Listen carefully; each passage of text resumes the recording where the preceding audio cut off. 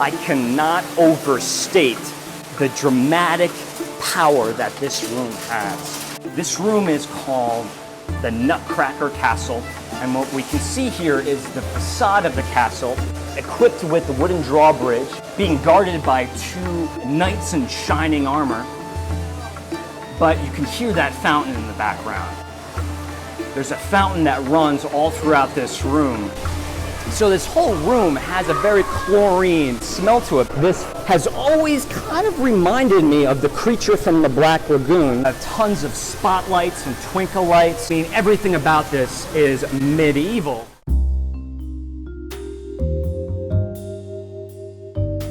A Williamsburg, Virginia Village exclusive. However, here I am in New England, and they have it, and they've had it for quite some time.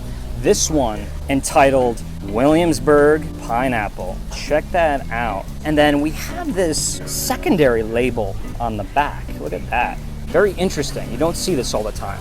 In colonial times, a sea captain discovered the pineapple on his exotic travels and brought it home as a delicacy to be shared with family and friends. He would attach a pineapple to his front gate post to let friends know they were welcome to stop by and enjoy his family's hospitality. So began a legendary tradition that continues to this day. I'm very unfamiliar with this tradition. Are you familiar with this tradition? I'm not. Enjoy Williamsburg Pineapple Yankee Candle. All right, so let us jump into this. I have smelled this one before many times. Here we go. So much nostalgia here. Big, huge pineapple soda pop, which I loved when I was a child. I loved pineapple soda.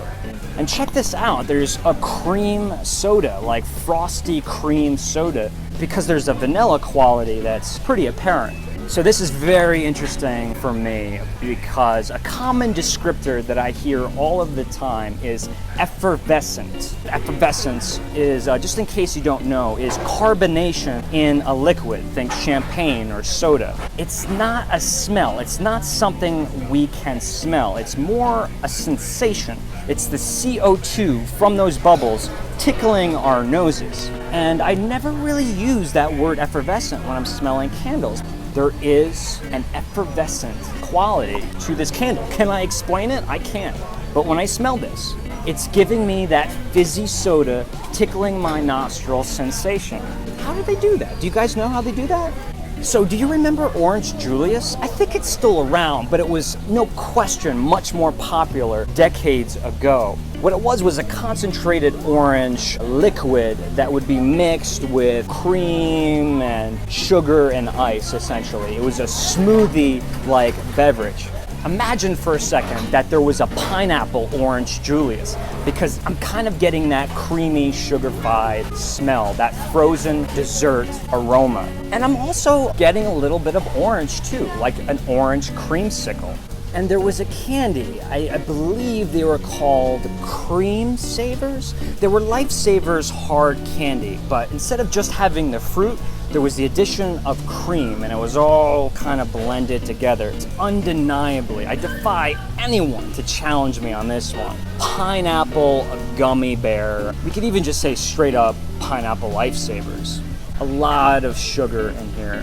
This does smell like Dole pineapple juice. Whether you're a mixologist, you're making cocktails, or if you drink that extremely sweet juice, you're getting that concentrated, syrupy, fruit salad, pineapple juice, Hawaiian, Polynesian cocktail. And because I'm a hardcore Disney fan, I have to mention it. If anyone's been to Disneyland or even Disney World and had a Dole Whip, in Disneyland, they serve it right outside the Enchanted Tiki Room, and this is making me feel all warm and fuzzy inside just thinking about it because I miss Disneyland so much. But I'll be back soon. I'll be back soon. All right, so Williamsburg Pineapple is something that I've admired, enjoyed every time I visit here, but I've yet to buy it. Maybe that will change today. Maybe this will be the day I finally make the leap and take this home with me. This has got nostalgia written all over it. Moving on. we have a village exclusive, another village exclusive. So probably both here at Deerfield and Williamsburg. But this one is called Williamsburg Bayberry.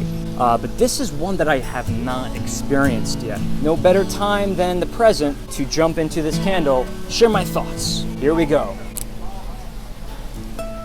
Wow. This is gonna take a few moments for me to fully wrap my mind around this one. Of course, I had to save one of the most complex of all of the candles for the last, but I was unaware that this was going to be such a massive powerhouse. So, real quick tip, guys, when you're dealing with a massive aroma like this, I want you to try something. If you're at home watching this video, pause it. Grab a candle right now. Pause the video, grab it. Trust me, you won't be sorry.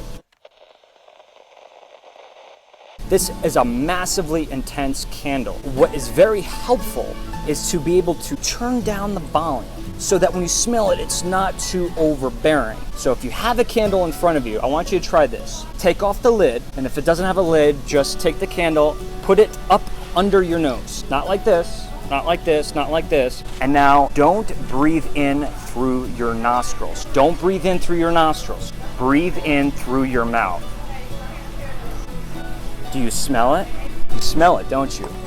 This is an excellent tool to decrease the intensity of a candle, to help you pick up on those more subtle nuances in the candle when something is overly intense.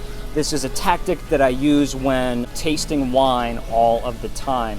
It's going to give you a much more subdued, mild experience of a really intense aroma. Just a little tip. Okay, so baking spice city here. We have tons of baking spices at play. Cinnamon, nutmeg, cardamom, star anise, clove. Clove is gonna be the big one.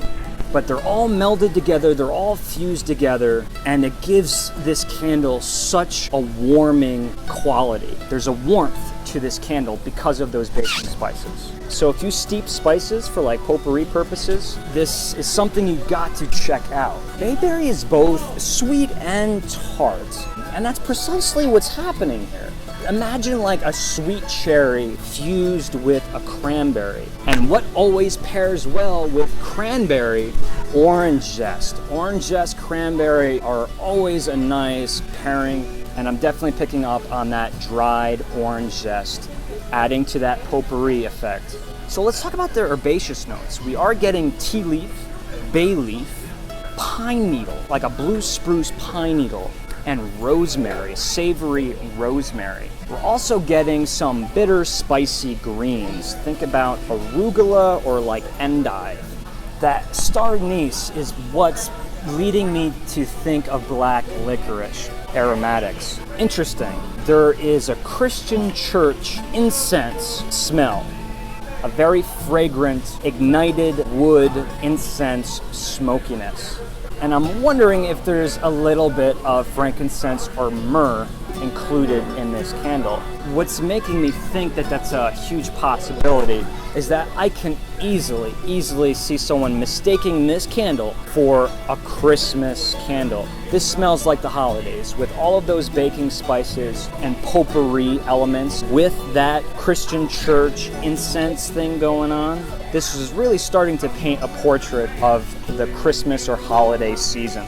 So again, why is this exclusive to the villages? I think this would be a really popular seller, especially because I can't even name another Yankee Candle that's going to be comparable or equivalent to something like this. There's a lot going on. A very, very complex candle I hold in my hands. Williamsburg Bayberry. Like I said, very powerful, very complex, but definitely Christmas forward. And if you shy away from potpourri or heavy baking spices, keep that in mind because all of that is in play here. That's it, folks. So my coffee is done. And hey, look, if you enjoyed this video, consider maybe thumbs up if you enjoyed it. And if you haven't subscribed already, please remember to do this. It won't hurt. I have a lot of big plans and goals, really trying to actively work on expanding the content of the show, get more content available on a weekly basis while trying many new things at the same time. And a little bit more on the road stuff, more interviews, more one-on-one discussions with the proprietors of smaller and large production candle companies. So if you haven't subscribed, think about that. I just want to thank you from the bottom of my heart for all the kindness and positivity that you guys share with me. I really appreciate that more than you know. But that is it. I'm signing out from South Deerfield, Massachusetts, the Yankee Candle Village Flagship Store. And guess what, folks? I'm going to be seeing you again real soon. Have a good one.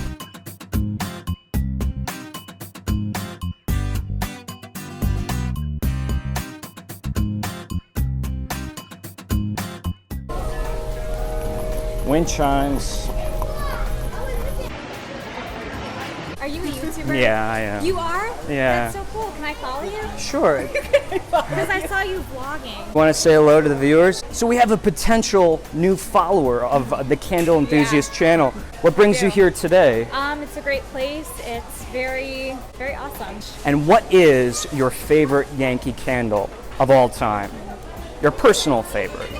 Midnight Summer, I think it's called. Midnight Summer. Pretty sure. Dreamy Summer Nights? Yes. That was my favorite candle Really? last Wow. year. Well, it was a pleasure to meet you. You too. And your name? Olivia. Olivia, nice to meet you.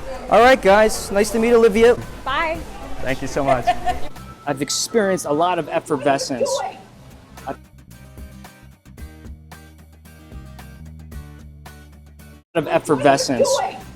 I've experienced a lot of effervescence